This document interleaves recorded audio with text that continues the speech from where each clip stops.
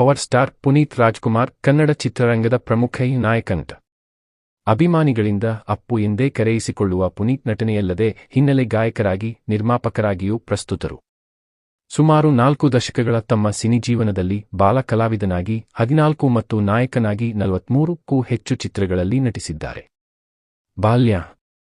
ಪುನೀತ್ ಅವರು 1975ರ ಮಾರ್ಚ್ 17ರಂದು ಚೆನ್ನೈನ ಕಲ್ಯಾಣಿ ಆಸ್ಪತ್ರೆಯಲ್ಲಿ ವರನಟ ಡಾ. ರಾಜ್ಕುಮಾರ್ ಮತ್ತು ಪಾರ್ವತಮ್ಮರವರ ಕಿರಿಯ ಪುತ್ರನಾಗಿ ಜನಿಸಿದರು.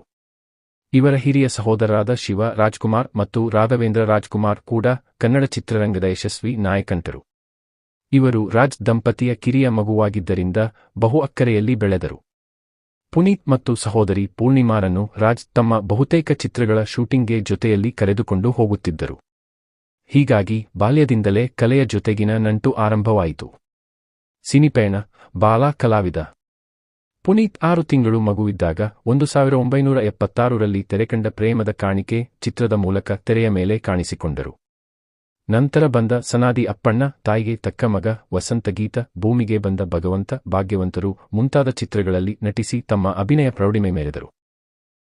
ಭಾಗ್ಯವಂತ ಚಿತ್ರದ ಬಾನದಾರಿಯಲ್ಲಿ ಸೂರ್ಯ, ಚಲಿಸುವ ಮೋಡಗಳು ಚಿತ್ರದ ಕಾಣದಂತೆ, ಮಾಯವಾದನೋ, ಯಾರಿವನು ಚಿತ್ರದ ಕಣ್ಣಿಗೆ ಕಾಣುವ ದೇವರು ಮುಂತಾದ ಗೀತೆಗಳನ್ನು ಹಾಡಿ ಹಿನ್ನೆಲೆ ಗಾಯಕರಾಗಿಯೂ ಪ್ರಶಂಸೆ ಪಡೆದರು.